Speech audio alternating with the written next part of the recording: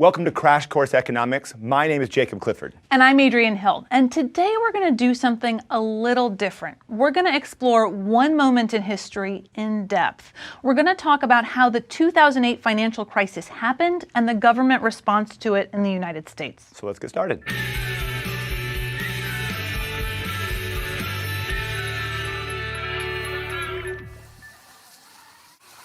The 2008 financial crisis was a big deal.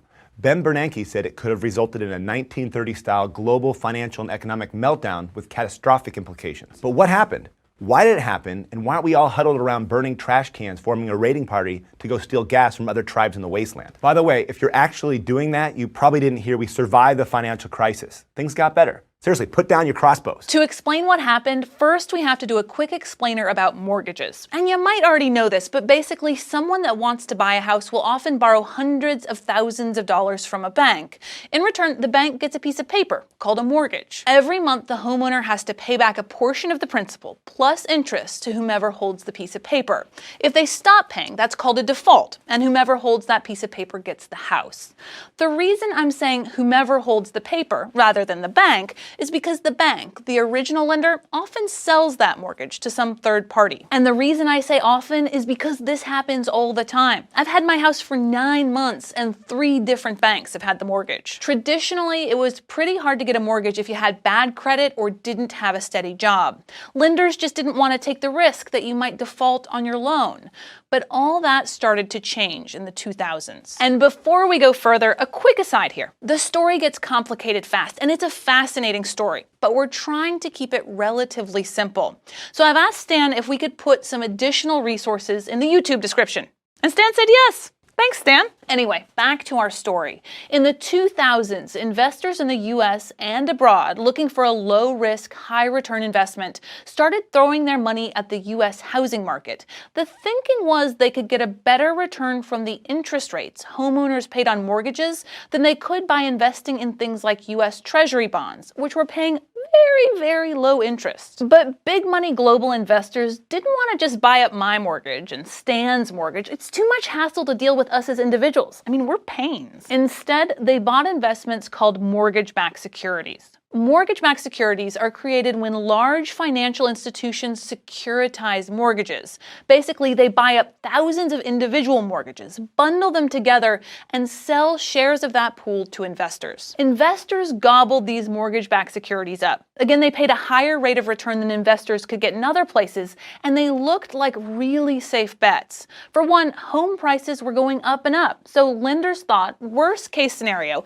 the borrower defaults on the mortgage, we can just sell the house for more money. At the same time, credit ratings agencies were telling investors these mortgage-backed securities were safe investments. They gave a lot of these mortgage-backed securities AAA ratings, the best of the best. And back when mortgages were only for borrowers with good credit, mortgage debt was a good investment. Anyway, investors were desperate to buy more and more of these securities. So lenders did their best to help create more of them. But to create more of them, they needed more mortgages. So lenders loosened their standards and made loans to people with low income and poor credit. You'll hear these called subprime mortgages. Eventually, some institutions even started using what are called predatory lending practices to generate mortgages. They made loans without verifying income and offered absurd adjustable rate mortgages with payments people could afford at first, but quickly ballooned beyond their means. But these new subprime lending practices were brand new. That meant credit rating agencies could still point to historical data that indicated mortgage debt was a safe bet. But it wasn't. These investments were becoming less and less safe all the time. But investors trusted the ratings and kept pouring in their money. Traders also started selling an even riskier product called collateralized debt obligations, or CDOs. And again, some of these investments were given the highest credit ratings from the ratings agencies, even though many of them were made up of these incredibly risky loans. While the investors and traders and bankers were throwing money into the US housing market, the price of homes in the US was going up and up and up. The new lax lending requirements and low interest rates drove housing prices higher, which only made the mortgage-backed securities and CDOs seem like an even better investment. If the borrowers defaulted, the bank would still have this super valuable house, right? No, wrong. Let's go to the thought bubble. Actually, let's go to the housing bubble. You remember bubbles, right? Rapid price increases driven by irrational decisions. Well, this was a bubble, and bubbles have an annoying tendency to burst. And this one did. People just couldn't pay for their incredibly expensive houses or keep up with their ballooning mortgage payments. Borrowers started defaulting, which put more houses back on the market for sale. But there weren't buyers, so supply was up, demand was down, and home prices started collapsing. As prices fell, some borrowers suddenly had a mortgage for way more than their home was currently worth. Some stopped paying. That led to more defaults, pushing housing prices down further. As this was happening, the big financial institutions stopped buying subprime mortgages, and subprime lenders were getting stuck with bad loans. By 2007, some really big lenders had declared bankruptcy. The problem spread to the big investors who'd poured money into these mortgage-backed securities and CDOs, and they started losing money on their investments. A bunch of money. But wait, there's more. There was another financial instrument that financial institutions had on their books that exacerbated all of these problems.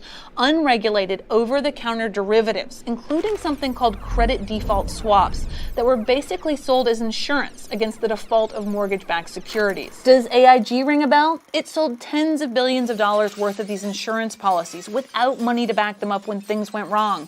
And as we mentioned, things went terribly wrong. These credit default swaps were also turned into other securities that essentially allowed traders to bet huge amounts of money on whether the values of mortgage securities would go up or down. All these bets, these financial instruments resulted in an incredibly complicated web of assets, liabilities, and risks, so that when things started going bad, they went bad for the entire financial system. Thanks, Thought Bubble. Some major financial players declared bankruptcy, like Lehman Brothers. Others were forced into mergers or needed to be bailed out by the government. No one knew exactly how bad the balance sheets at some of these financial institutions really were. These complicated, unregulated assets made it hard to tell. Panic set in. Trading and the credit markets froze, the stock market crashed, and the U.S. economy suddenly found itself in a disastrous recession. So what did the government do? Well, it did a lot. The Federal Reserve stepped in and offered to make emergency loans to banks. The idea was to prevent fundamentally sound banks from collapsing just because their lenders were panicking. The government enacted a program called TARP, the Troubled Assets Relief Program, which the rest of us call the bank bailout.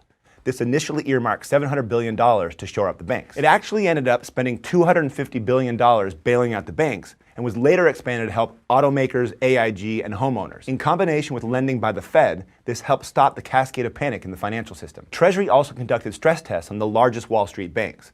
Government accountants swarmed over bank balance sheets and publicly announced which ones were sound and which ones needed to raise more money. This eliminated some of the uncertainty that had paralyzed lending among institutions. Congress also passed a huge stimulus package in January 2009.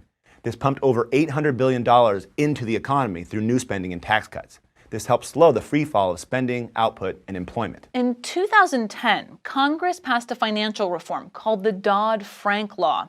It took steps to increase transparency and to prevent banks from taking on so much risk. Dodd-Frank did a lot of things. It set up a Consumer Protection Bureau to reduce predatory lending. It required that financial derivatives be traded in exchanges that all market participants can observe. And it put mechanisms in place for large banks to fail in a controlled, predictable manner.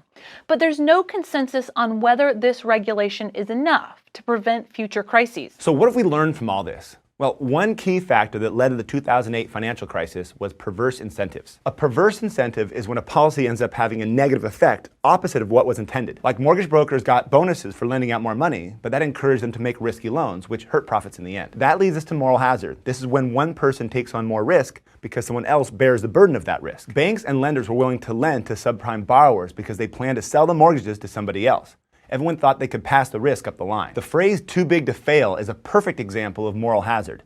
If banks know that they're going to be bailed out by the government, they have an incentive to make risky or perhaps unwise bets. Former Fed Chairman Alan Greenspan summed it up really nicely when he said, if they're too big to fail, they're too big. When something terrible happens, people naturally look for someone to blame. In the case of the 2008 financial crisis, no one had to look very far because the blame and the pain was spread throughout the U.S. economy. The government failed to regulate and supervise the financial system. To quote the Bipartisan Financial Crisis Inquiry Commission report, the sentries were not at their post, in no small part due to the widely accepted faith in the self-correcting nature of the markets and the ability of financial institutions to effectively police themselves.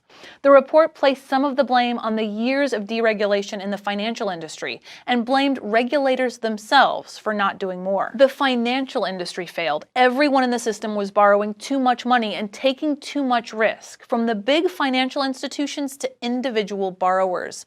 The institutions were taking on huge debt loads to invest in risky assets, and huge number of homeowners were taking on mortgages they couldn't afford. But the thing to remember about this massive systemic failure is that it happened in a system made up of humans, with human failings.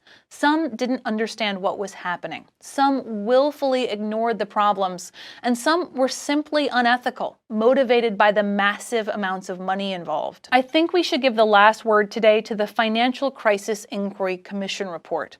To paraphrase Shakespeare, they wrote, "The fault lies not in the stars, but in us." Thanks for watching. Crash Course Economics is made with the help of all these nice people. We're able to stave off our own financial crisis each month thanks to your support at Patreon. You can help keep Crash Course free for everyone forever and get great rewards at patreon.com. And given today's subject, be exuberant, but keep it rational.